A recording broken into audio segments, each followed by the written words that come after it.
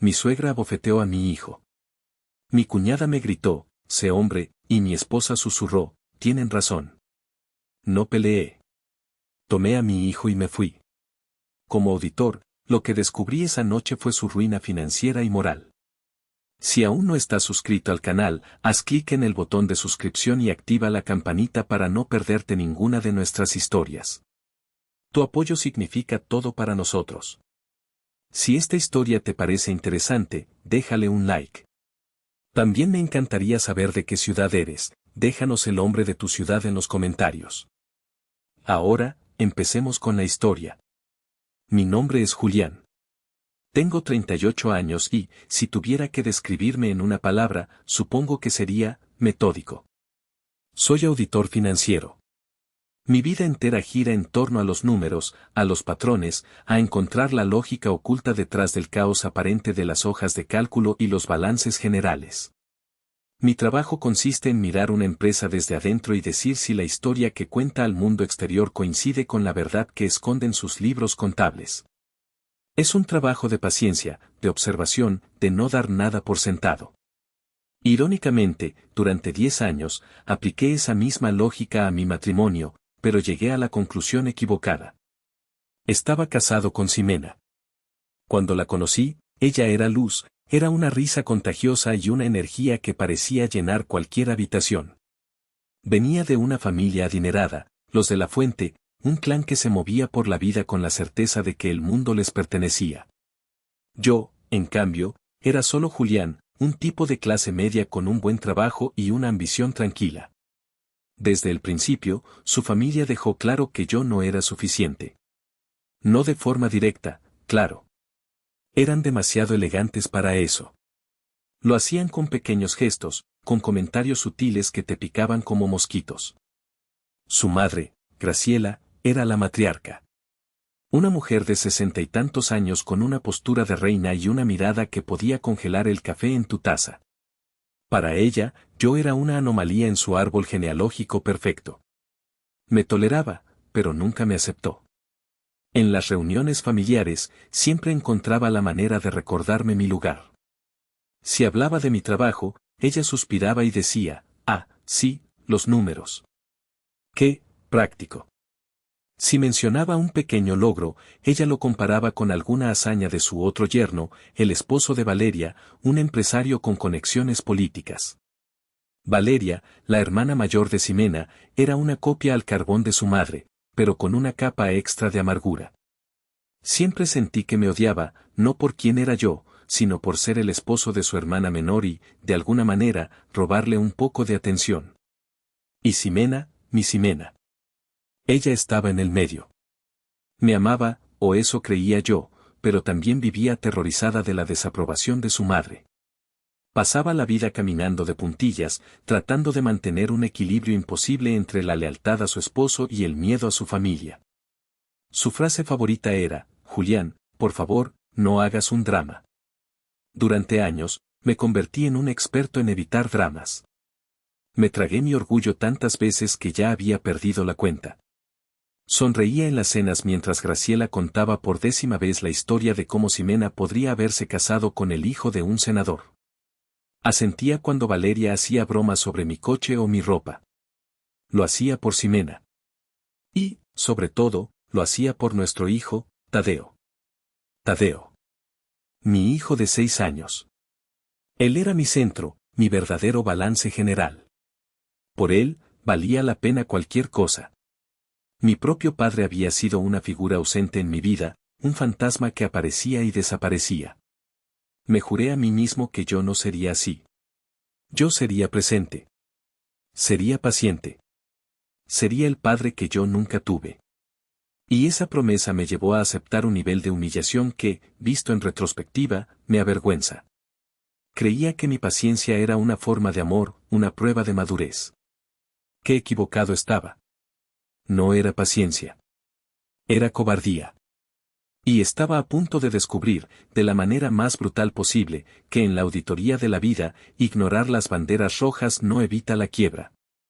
Solo la hace más catastrófica. Todo explotó por un coche. Ni siquiera un coche de verdad. Un modelo a escala 1:18 de un Ford Mustang de 1965, color rojo cereza. No era un simple juguete. Era nuestro proyecto. El de Tadeo y el mío. Mi abuelo, a quien apenas conocí pero de quien mi madre siempre hablaba con devoción, tuvo uno igual. Era su tesoro. La historia de ese coche era parte de la mitología de mi familia. Encontrar ese modelo a escala en una pequeña tienda de coleccionistas fue como encontrar una reliquia perdida. Se lo regalé a Tadeo para su 6º cumpleaños. Este no es un juguete normal, campeón, le dije, arrodillándome a su altura. Este es un legado. Lo vamos a construir juntos, como lo habría hecho el bisabuelo. Durante meses, cada sábado por la mañana, nuestro comedor se convertía en un taller. Con una paciencia que no sabía que tenía, le enseñé a lijar las pequeñas piezas, a mezclar la pintura para obtener el tono exacto de rojo, a colocar las calcomanías con pinzas de precisión. Cada tornillo diminuto, cada capa de laca, era una conversación, una risa, un momento de conexión pura. El coche no era solo metal y plástico, estaba hecho de nuestras horas juntos. Era nuestro santuario, un pequeño mundo donde solo existíamos él y yo, lejos de las presiones y las miradas críticas. Cuando lo terminamos, era perfecto. Brillaba bajo la luz como una joya. Tadeo lo trataba con una reverencia casi religiosa. No lo estrellaba contra las paredes como sus otros coches. Lo empujaba suavemente por el suelo, imitando el rugido del motor, y por la noche, dormía con él en su mesita de luz, como un guardián. El problema fue que se acercaba el 40º aniversario de bodas de mis suegros. Un evento monumental para los de la Fuente. Graciela había alquilado una hacienda colonial a las afueras de la ciudad. Cientos de invitados, catering de lujo, una orquesta en vivo. El tipo de evento diseñado para demostrar poder y estatus. Unos días antes, Ximena se sentó conmigo en el sofá. Tenía esa mirada nerviosa que yo conocía tan bien. Sacó su teléfono y empezó a leerme una lista. Julián, escucha, dijo, sin mirarme a los ojos. Para el sábado. Por favor, trata de no hablar de política con el tío Ricardo. Y no menciones lo del ascenso en tu trabajo, a papá no le gusta hablar de dinero si no es el suyo. Y sobre Tadeo. Hizo una pausa. Asegúrate de que no corra por todas partes. Y, por el amor de Dios, que no lleve ese cochecito. ¿Sabes cómo se pone mi madre con los juguetes en sus fiestas? Sentí una punzada fría en el estómago. Ximena, no es un cochecito. Es su tesoro. Es nuestro proyecto. Lo sé, mi amor, lo sé, dijo, ahora sí, mirándome con ojos suplicantes. Pero es solo por una noche. No quiero que mamá empiece con sus cosas. Por favor. No hagas un drama. Ahí estaba otra vez. La frase que era el resumen de nuestro matrimonio. No hagas un drama. Cedí. Como siempre.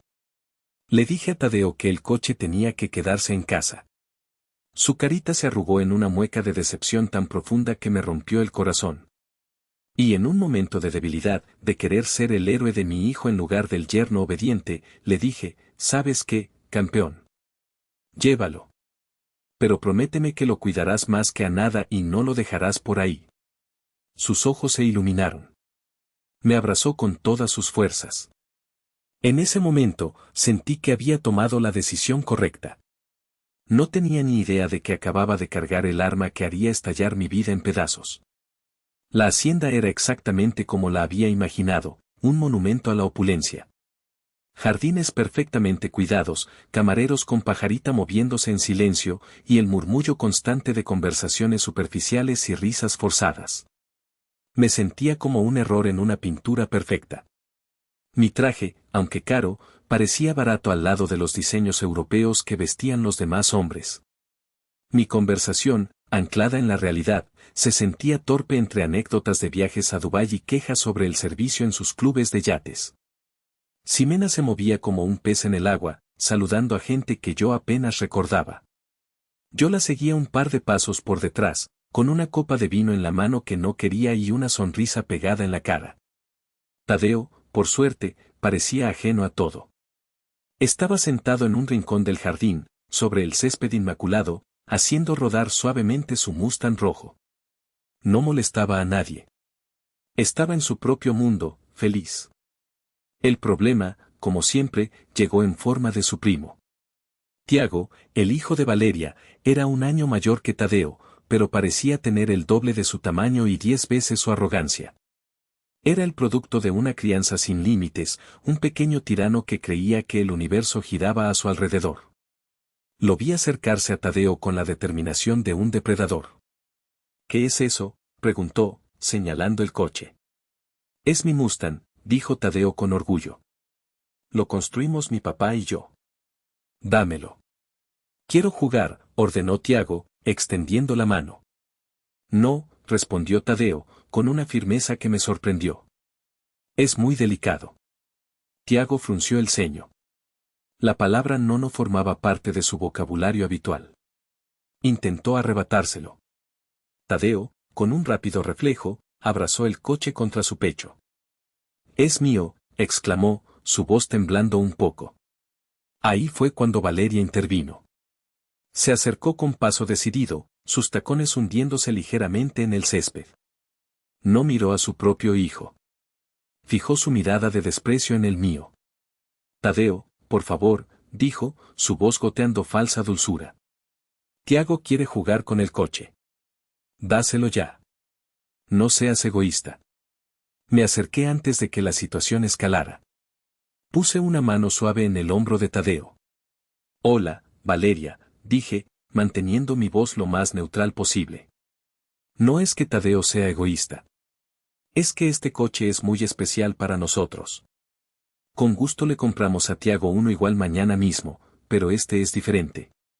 Valeria me fulminó con la mirada. ¿Diferente? Julián, es un trozo de plástico. Los niños tienen que aprender a compartir. Y también a respetar las cosas de los demás, repliqué, todavía en voz baja. Fue entonces cuando sentí un tirón en mi brazo. Era Ximena. Su cara era una máscara de pánico. Julián, por favor, susurró, su voz apenas audible. Dáselo. Es solo un coche. No empieces un drama. Mi mamá nos está mirando. Giré la cabeza. Efectivamente, a unos 20 metros, bajo la sombra de un arco de bugambillas, estaba Graciela. No nos miraba. Nos analizaba. Como un entomólogo estudiando insectos. Su expresión era de fría desaprobación. En ese momento, sentí una oleada de resentimiento. ¿Por qué el miedo a su madre siempre era más fuerte que la lealtad hacia mí o hacia su propio hijo? Estaba a punto de decir algo, de mantenerme firme por una vez en mi vida, pero la mirada de pánico de Ximena me detuvo. Era una súplica silenciosa. Por favor, ríndete. Como siempre. Y la peor parte es que estuve a punto de hacerlo. Graciela decidió que ya había observado suficiente. Empezó a caminar hacia nosotros. No con prisa, sino con la calma deliberada de alguien que sabe que el mundo se detiene a su paso. Los invitados cercanos bajaban la voz, las conversaciones se desviaban. Su presencia era como un cambio en la presión atmosférica. Ximena se tensó a mi lado. Valeria sonrió, una pequeña sonrisa de triunfo, sabiendo que su madre venía a poner orden. El orden de los de la fuente. Graciela se detuvo frente a nosotros. Ignoró por completo a los niños. Ignoró a su hija Valeria. Sus ojos, fríos y calculadores, se clavaron en mí. ¿Hay algún problema aquí, Julián?, preguntó, aunque era obvio que ya había emitido un veredicto. Tragué saliva, intentando mantener la calma. No, Graciela, ningún problema. Solo una pequeña diferencia de opinión sobre un juguete. Me parece que he oído que tu hijo se está portando mal, continuó, su voz tan afilada como el cristal roto. He oído que se niega a compartir con su primo. Eso no es lo que yo llamo una diferencia de opinión. Es mala educación. El auditor en mi cabeza empezó a trabajar. Estaba enmarcando la situación. Culpable, Tadeo. Causa, mala educación. Facilitador, yo. Era una obra de teatro que había visto muchas veces. Pero esta vez, el protagonista era mi hijo de 6 años. Con todo respeto, Graciela, dije, eligiendo mis palabras con el cuidado de un desactivador de bombas. Tadeo no se está portando mal. Simplemente está cuidando algo que valora mucho. Le estoy enseñando el valor de la responsabilidad y el cuidado de sus pertenencias. Un silencio pesado cayó sobre nuestro pequeño grupo. La palabra respeto dirigida a ella, seguida de una justificación de mi método de crianza, era un desafío directo. Pude ver un músculo tensarse en su mandíbula. Responsabilidad, repitió, saboreando la palabra como si fuera veneno. En mi familia, Julián, a los niños se les enseña primero a obedecer. Se les enseña a respetar a sus mayores. Y se les enseña que la armonía familiar es más importante que cualquier objeto material. Su mirada se desvió por un segundo hacia Tadeo, que se había encogido detrás de mis piernas, abrazando su coche. Especialmente un estúpido cochecito. La palabra estúpido me golpeó. No era por el coche. Era por todo lo que representaba. Eran nuestras horas, nuestra conexión, nuestro pequeño legado. Y ella lo había reducido a nada con una sola palabra. No es estúpido, dije, mi voz un poco más firme de lo que pretendía. Tiene un valor sentimental. Ah, el valor sentimental, se burló ella. La excusa de los que no tienen valor real. Haz que le dé el coche a su primo. Ahora mismo. No era una petición. Era una orden. Una sentencia. Miré a Ximena, esperando, rezando por un milagro. Esperando que por una vez, una sola vez, eligiera a su familia, la que había formado conmigo. Pero ella no me miraba a mí. Miraba a su madre, con una expresión de terror y sumisión. Estaba solo en esto. Completamente solo. Y mi hijo estaba detrás de mí, temblando. En ese momento supe que no importaba lo que dijera, ya había perdido. La única pregunta era cuánto íbamos a perder todos. El aire se sentía espeso, cargado de una electricidad que casi podía saborear. Todos los ojos estaban puestos en mí. Esperaban que se diera. Esperaban que interpretara mi papel de siempre, el yerno complaciente que se rinde para mantener la paz. Y una parte de mí, la parte entrenada durante una década, estaba lista para hacerlo. Estaba listo para arrodillarme, para susurrarle a mi hijo que todo estaba bien, que le diera el coche a su primo, que ya le compraríamos otro, uno más grande, uno mejor. Pero entonces, algo pasó. Sentí una pequeña mano agarrando el pantalón de mi pierna. Miré hacia abajo. Tadeo, con los ojos llenos de lágrimas que se negaba a derramar, me miraba.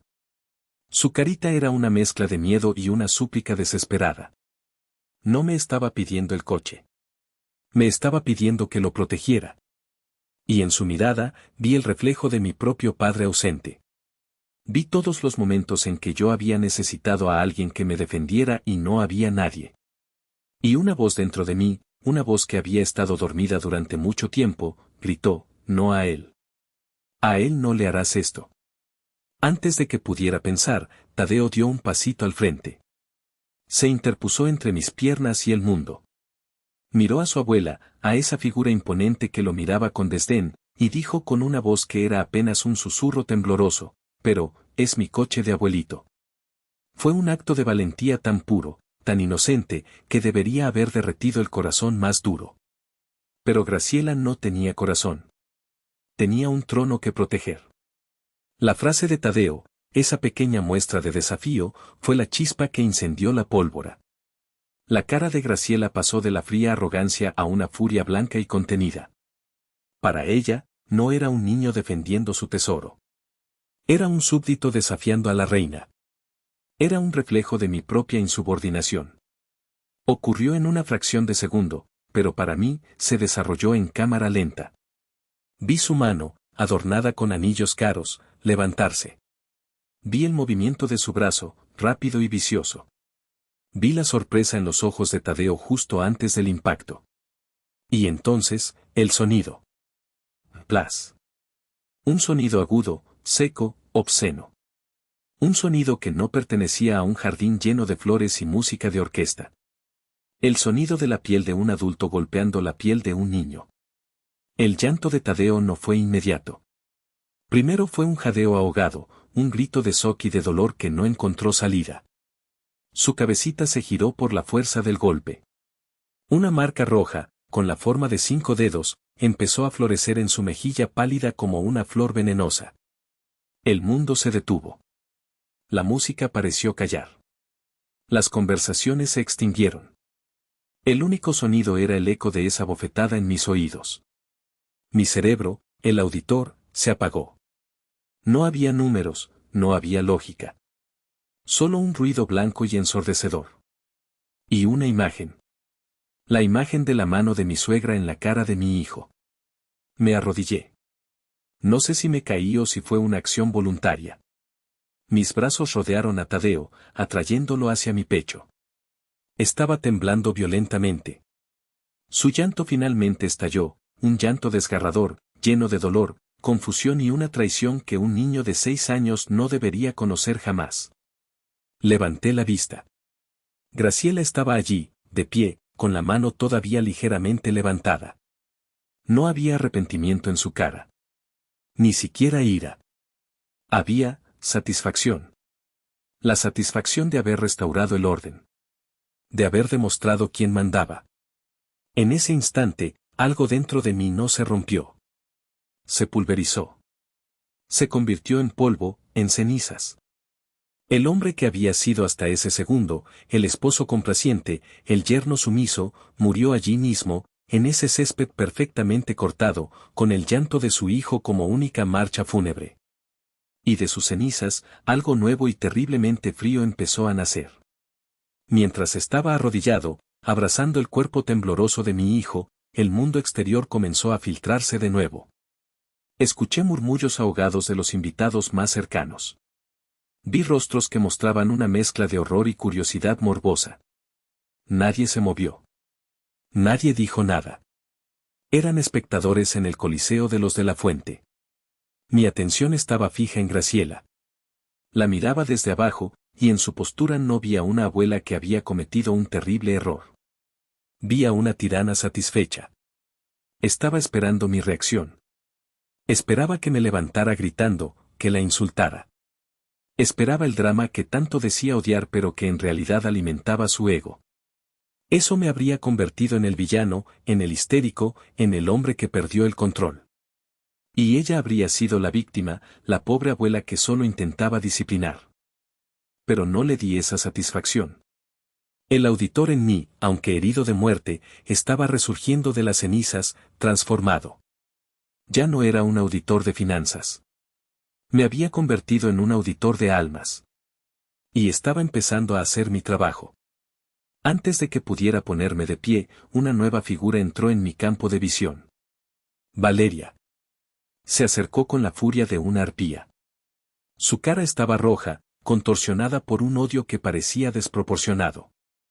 ¿Ves lo que provocas?, me gritó, su voz chillona cortando el aire. Y entonces, me empujó. Yo estaba todavía en una posición vulnerable, arrodillado, y su empujón me desequilibró. Tuve que poner una mano en el suelo para no caer completamente, mientras con la otra sujetaba a Tadeo con más fuerza. Todo esto es tu culpa, continuó gritando, inclinándose sobre mí. Su aliento olía a vino blanco y a rabia. Por ser tan blando. Por no saber educar a tu propio hijo. Pórtate como un hombre de una vez y controla a tu familia. La humillación fue total. Físicamente empujado, verbalmente asaltado, con mi hijo llorando en mis brazos, frente a una audiencia de extraños. Y la frase. Pórtate como un hombre. La ironía era tan espesa que casi me ahoga. Para ellos, ser un hombre significaba someterse, permitir que tu hijo fuera golpeado, callar y obedecer. En medio de esa vorágine de odio, levanté la vista. Mis ojos buscaron a una sola persona. A mi esposa. A Ximena. Ella estaba allí, a unos pasos de distancia, junto a su madre. Había visto la bofetada. Había visto a su hermana empujarme. Y no había hecho nada. Su rostro era un lienzo de emociones contradictorias, pero una dominaba sobre todas las demás, el miedo. Miedo de su madre, miedo del escándalo, miedo de mí. Nuestras miradas se cruzaron. Fue un segundo, pero en ese segundo le supliqué con todo mi ser. Di algo. Haz algo. Defiende a tu hijo. Defiéndeme a mí. Defiéndenos. Ella dio un paso hacia mí. Por un instante, una chispa de esperanza se encendió en mi pecho. Lo hará, pensé. Va a elegirnos. Se acercó hasta quedar a mi lado. Se inclinó. El mundo contuvo la respiración. Yo contuve la respiración. Y entonces, susurró. Un susurro que fue 1000 veces más violento que la bofetada de su madre y el grito de su hermana. Un susurro solo para mí. Julián, ya basta, dijo, su voz temblando, no de ira, sino de vergüenza y sumisión. Sabes que tienen razón. Solo estás exagerando y arruinando la fiesta de mis padres. Y eso fue todo. La chispa de esperanza no solo se apagó. Fue extinguida con una crueldad helada. En ese susurro, escuché el veredicto final. Escuché la sentencia de muerte de nuestro matrimonio. Escuché la traición absoluta.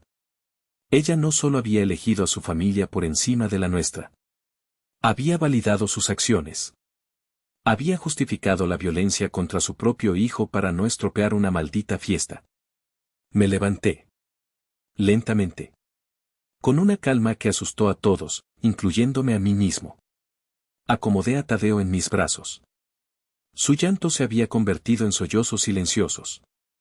Su carita estaba escondida en mi cuello. Miré a Ximena. Por primera vez en 10 años, la vi con total claridad. No vi a la mujer que amaba. Vi a una extraña. Una cómplice. Una cobarde. Luego miré a Graciela y a Valeria. En sus caras, vi el triunfo. Creían que habían ganado. No dije una sola palabra. No había nada que decir.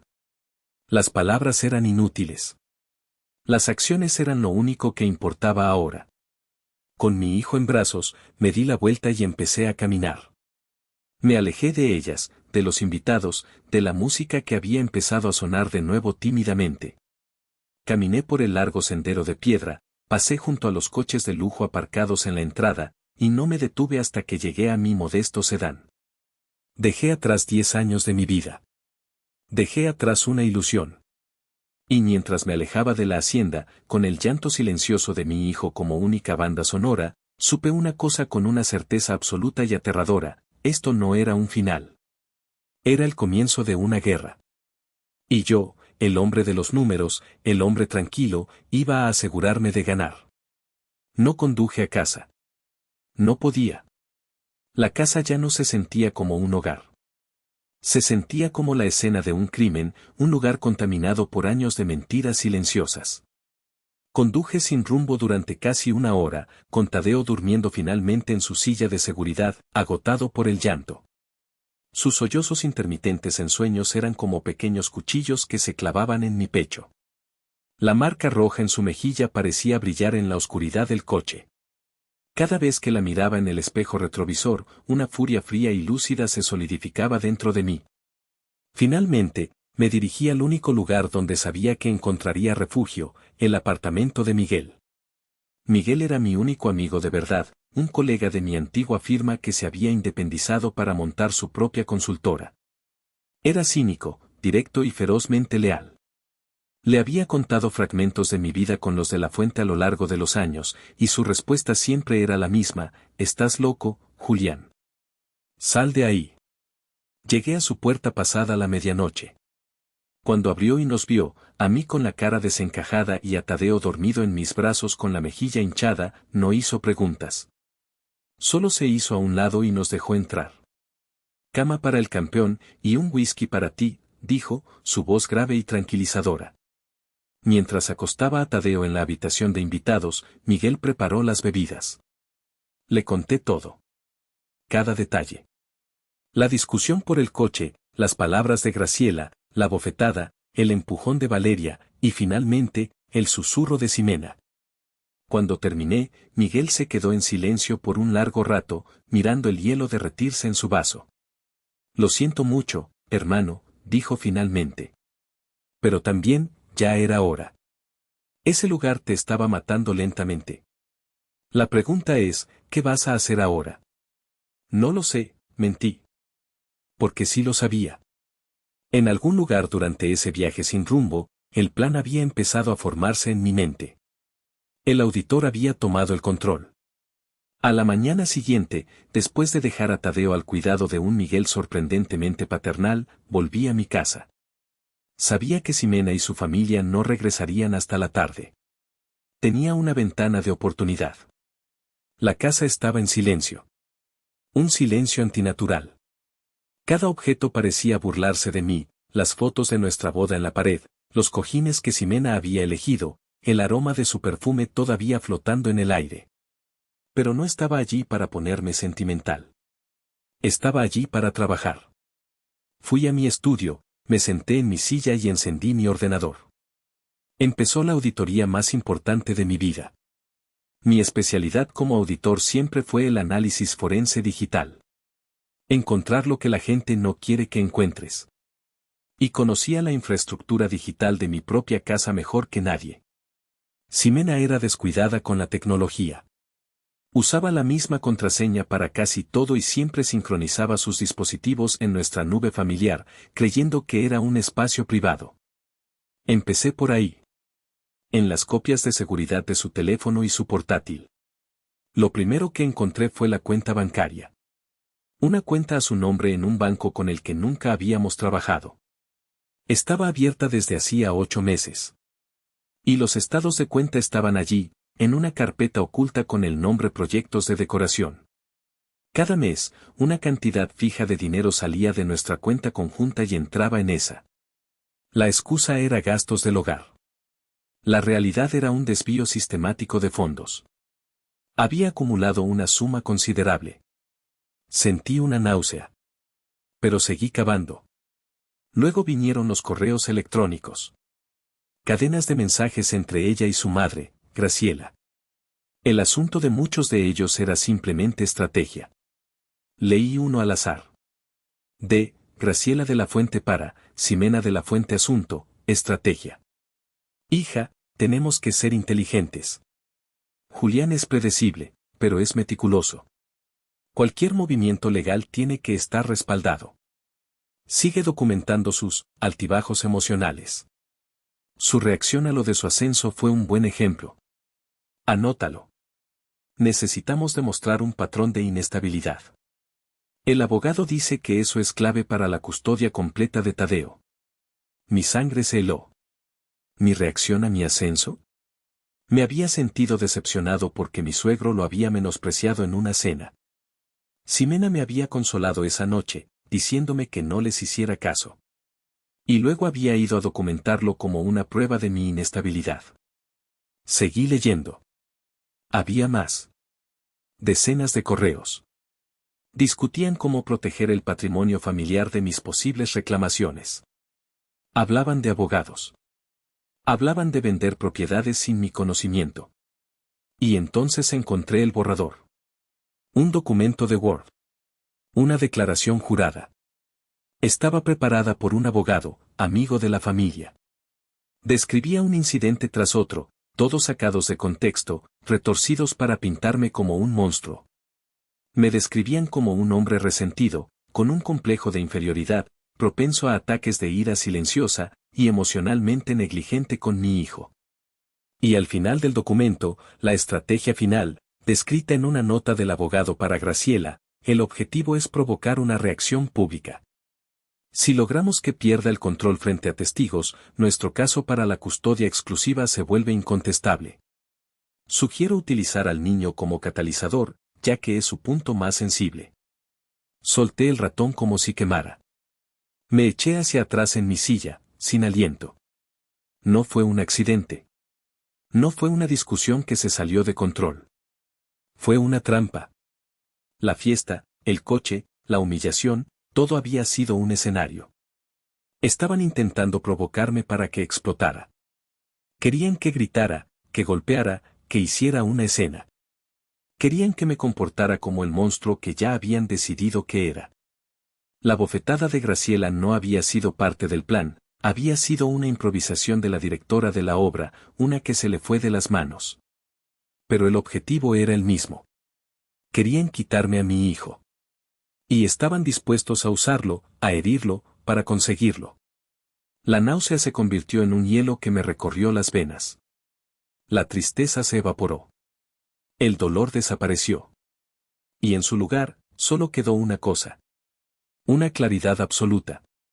Fría. Cortante. Guardé todo. Hice 3 copias de seguridad en discos encriptados. Borré mis huellas digitales del sistema. Apagué el ordenador. Me levanté y miré por la ventana. El sol de la mañana brillaba. Los pájaros cantaban. El mundo seguía girando, ajeno a la ruina que acababa de descubrir. Ellos habían empezado una guerra basada en mentiras y manipulación. Yo iba a terminarla con la verdad. Y la verdad, como auditor, era mi única arma. Iba a hacer una auditoría final. Y las cuentas, lo juré en ese momento, no iban a cuadrar a su favor. Esa misma tarde, con los discos encriptados en mi maletín, me reuní con la mejor abogada de derecho familiar de la ciudad. No era amiga de la familia. No era parte del círculo social de los de la Fuente. Era una tiburón conocida por su agresividad y su meticulosidad. Su nombre era Sofía Reyes, y su reputación la precedía. Le presenté el caso. Primero, la historia humana, la bofetada, la humillación, la traición. Le mostré las fotos que le había tomado a la mejilla de Tadeo esa mañana, la marca de los dedos todavía visible y amoratada. Su expresión se endureció. Luego, le entregué el primer disco. Esto es lo que encontré esta mañana, le dije. Mientras ella exploraba los archivos en su portátil, su expresión pasó de la dureza profesional a un asombro contenido. Vio las cuentas bancarias, los correos, el borrador de la declaración jurada. Vio el plan. Cuando terminó, se quitó las gafas y me miró fijamente. Señor Julián, dijo, su voz tranquila pero cargada de una intensidad formidable. Esto no es un caso de divorcio. Esto es una aniquilación. Tienen todo para perder, y usted tiene todas las pruebas para quitárselo. La ofensiva fue inmediata y coordinada, como una operación militar. Al día siguiente, un oficial de justicia entregó 3 sobres en la hacienda de los de la Fuente, donde todavía estaban recuperándose del drama del aniversario. El primer sobre era para Ximena. La demanda de divorcio. Solicitaba la custodia completa y total de Tadeo, citando el entorno familiar tóxico y peligroso. Adjuntaba una copia de la denuncia penal que había presentado esa misma mañana contra su madre por agresión a un menor. Y, como nota al pie, mencionaba el descubrimiento de irregularidades financieras graves que serían tratadas en el tribunal. El segundo sobre era para Graciela. Una orden de alejamiento de emergencia, prohibiéndole acercarse a menos de 200 metros de Tadeo o de mí. Y la notificación oficial de la denuncia penal en su contra. El tercer sobre era para el esposo de Valeria, el empresario ético. No era un documento legal. Era un paquete anónimo. Dentro, solo había una copia impresa de los correos electrónicos donde se detallaba el plan para defraudarme y manipular el sistema legal, y un estado de cuenta del banco secreto de Ximena. Sin notas. Sin amenazas. Solo la fría y dura verdad. La bomba había sido lanzada. Ahora solo tenía que esperar a que la onda expansiva hiciera su trabajo. El castillo de naipes de los de la Fuente no se derrumbó. Implosionó. La primera llamada fue de Ximena. Estaba histérica. Gritaba, lloraba, me acusaba de destruir a la familia.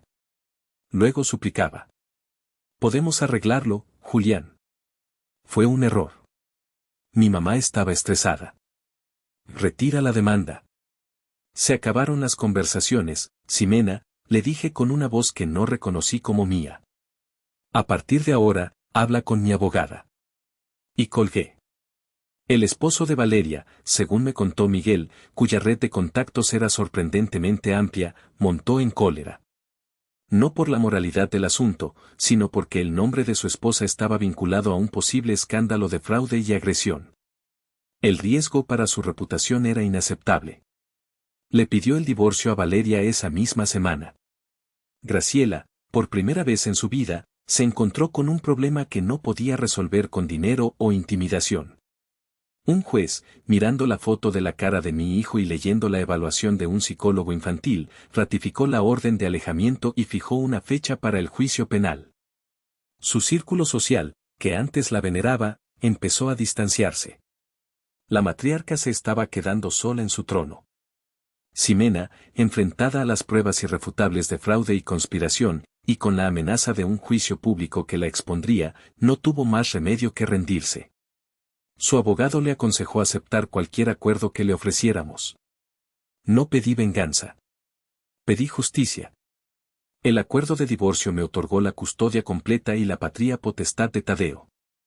Ella recibió un régimen de visitas estrictamente supervisado, condicionado a que asistiera a terapia psicológica. La casa se vendió y los beneficios se dividieron, pero de su parte se descontó hasta el último centavo que había desviado a su cuenta secreta, más intereses. Graciela fue declarada culpable de agresión. Evitó la cárcel por su edad y su falta de antecedentes, pero recibió una condena de libertad condicional, una multa considerable y la obligación de asistir a cursos de manejo de la ira. La humillación pública fue su verdadera sentencia. Han pasado 7 años desde aquella noche. Tadeo tiene 13 años. Es un adolescente brillante, seguro de sí mismo, y con una brújula moral increíblemente fuerte. Sabe exactamente lo que pasó, se lo expliqué con honestidad cuando tuvo la edad para entenderlo. Ya no ve a su madre. Fue su decisión. Después de un par de años de visitas supervisadas, le dijo a su terapeuta que no quería ir más. Ella nunca me pidió perdón de verdad, me dijo un día. Solo decía, siento lo que pasó. Nunca dijo, siento haberte hecho daño. Mi hijo, a los 10 años, entendía la diferencia. Yo fundé mi propia firma de auditoría forense. Me especializo en descubrir fraudes complejos. Resulta que auditar la ruina moral de mi propia vida me convirtió en un experto en encontrar la de los demás. Me va bien. Pero mi verdadero éxito no está en los números de mi cuenta bancaria. Está en las tardes que paso con Tadeo, ayudándole con sus proyectos de ciencias. Está en nuestra cena de los viernes, donde hablamos de todo y de nada. Está en la paz de nuestro hogar, un lugar donde no hay que caminar de puntillas, donde no hay dramas, donde uno es respetado y un te quiero se dice sin miedo. A veces, cuando Tadeo está concentrado en algo, veo en su perfil un atisbo del niño de 6 años que se enfrentó a una tirana para proteger un cochecito. Y me siento abrumado por el orgullo. El Ford Mustang de 1965 sigue en la estantería de su habitación. Ya no es un juguete. Es un monumento. Un recordatorio de que, a veces, en la vida, tienes que hacer una auditoría final. Tienes que revisar las cuentas, identificar los activos tóxicos y liquidarlos sin piedad. No por venganza, sino por solvencia. Por la solvencia de tu propia alma. No me propuse destruir a la familia de la Fuente. Me propuse proteger a mi hijo. El hecho de que sus acciones tuvieran consecuencias fue simplemente el balance final de una cuenta que ellos mismos habían sobregirado durante demasiado tiempo.